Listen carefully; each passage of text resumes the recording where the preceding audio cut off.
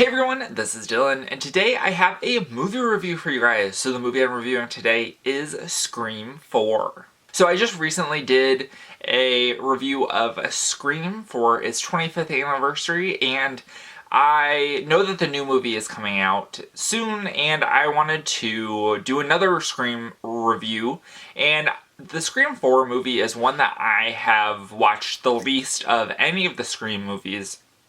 So I wanted to give this one a revisit, especially since this is the last movie before the new movie coming out, and there is some crossover with the characters, so I wanted to make sure that I remembered Scream 4 quite a bit before I went and saw the new one. So let's get into the synopsis.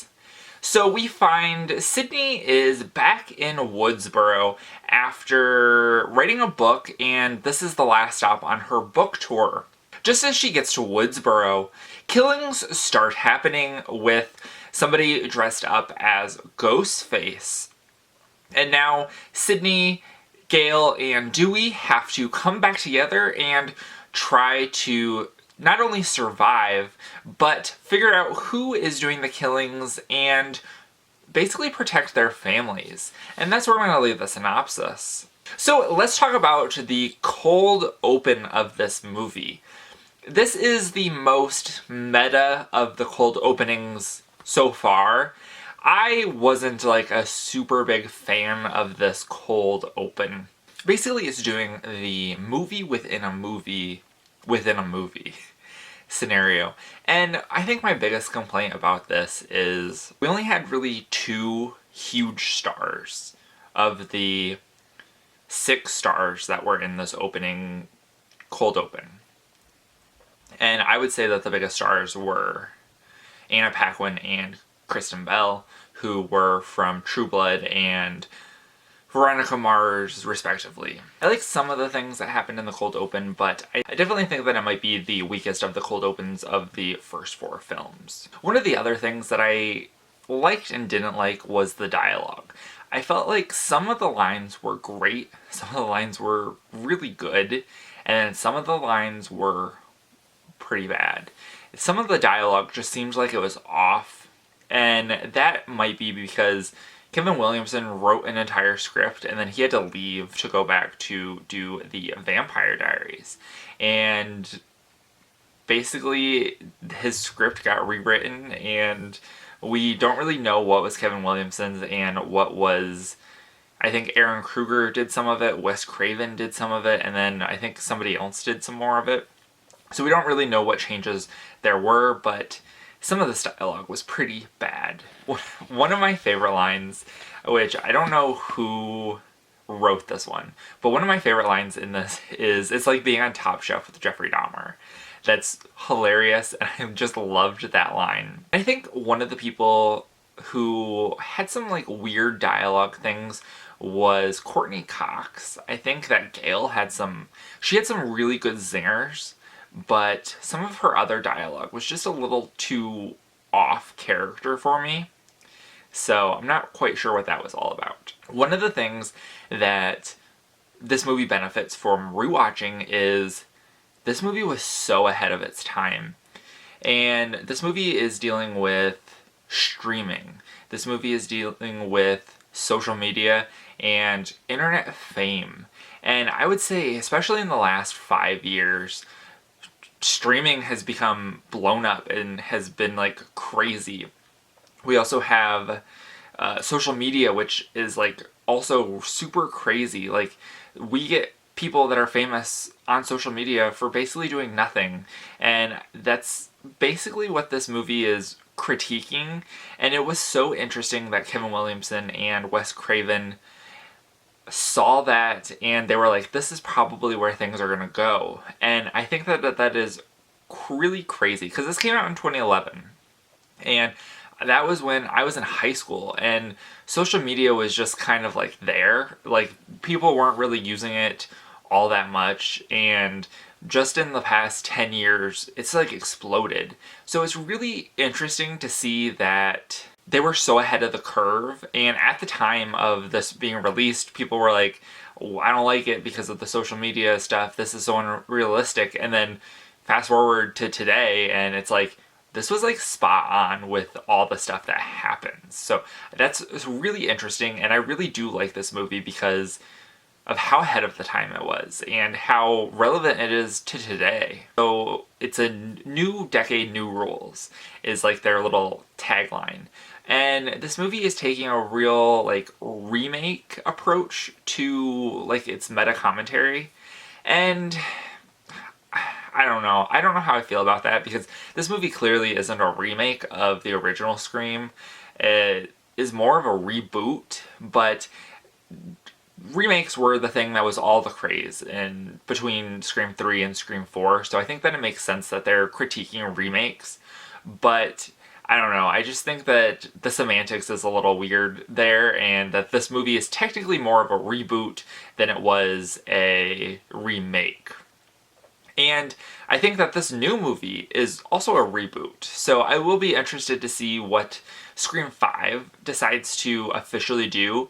And I feel like there's enough movies and enough things have been like rebooted that they could do a whole commentary about reboots in movies and television and stuff like that. So I just think that the semantics were a little bit off, but I do think that what we get in the final product actually does work pretty well. So now I am going to have a spoiler section, and this is your warning, so if you don't want spoilers for this film that came out 10 years ago, then click off, but now I'm going to get into some of the spoilers related to this movie.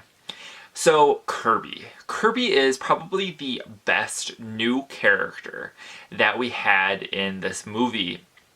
I don't know, there's something about Hayden Panettiere playing Kirby. She like looks stunning, and she kind of has this Randy vibe, but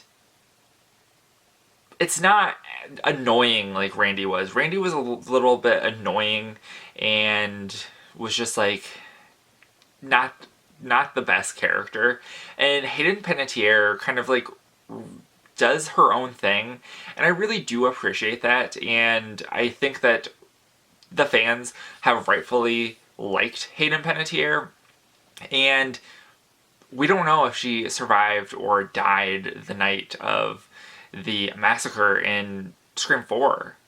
Like, it's left up in the air.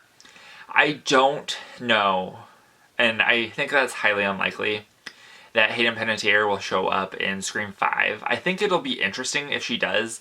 It'll be like the biggest mind blow of everything, because her character is so loved. I remember seeing all kinds of like not storyboards, but I see messaging boards and everything talking about how Kirby could still be alive and she could come back. The only issue with her coming back is the actress Hayden Panettiere. She really hasn't done much acting since her run on Nashville ended, and I believe that was in 2016. So if the Radio Silence crew got her back to be Kirby in this movie, I will be shocked, and it'll be like the biggest mind blow ever. That's for sure. Now let's talk about the killers in this movie, and that's right, we do have two killers. So we have Charlie and we have Emma. And Charlie and Emma. We have Charlie and we have Jill. And this is like how I imagine the Stu and Billy scenario going, but if Billy was a little bit more unhinged. And we see that with Jill. Jill is just unhinged. She wants to be famous just to be famous, and she saw how famous that Sydney was, so she was like, I'm just gonna redo everything that happened to Sydney, but it'll be me. And I don't necessarily like her motivation for it, but I can definitely see something like that being relevant to today. I don't think that we've went as far, or anybody has went as far as Jill has, like in today's social media world, but it's definitely pretty wild. And Charlie, I don't know, Charlie was just such a non-character. Like, he was there, but... And I feel like he did most of the killings, but we didn't really know a ton about Charlie. We really weren't supposed to care for Charlie, so it doesn't really matter too much in the grand scheme of the story. Okay, so now I want to give a mention to a little theory that I have potentially for Scream 5. And I obviously know nothing. The movie hasn't come out yet, so I don't have any spoilers or anything like that. But just from watching this movie, I feel like Officer Judy is going to either die in Scream 5, like for sure die, or she's going to be somehow related to the killings. Like, she just gave off so many red herring vibes, and like, she could have some motivation to kill in this next movie. So I do think that that'll be an interesting thing that I'm definitely going to keep an eye out in this new movie for. So I either think she's going to die, or I think she's going to be the killer, or somehow tied in with the killer. And I think that that'll be a very interesting thing to see, because I don't know, it'd be weird if we got a new Scream movie, but the killer was somebody brand new. I mean, I guess that's happened every single Scream movie, so yeah, I don't know. And I want to end this review on my rating of the film, which I gave this film a 3.5 out of 5 stars. And I don't hate this movie. I think that it is quite a bit fun, but overall I think that it just misses the mark in some spaces, and I don't know, something just is a little bit off of this movie from the previous 3. And I know a lot of people really like this one, and I do like elements of it, but some of the elements I just wasn't that big of a fan of. But that is it for this review. I hope you guys enjoyed. Let me know in the comments down below what you think of Scream 4, and whether you agree or disagree with me. And remember, if you're not already subscribed and you'd like to be, please hit that subscribe button down below, and give this video a like if you liked it. Thank you guys for watching, and have a great day.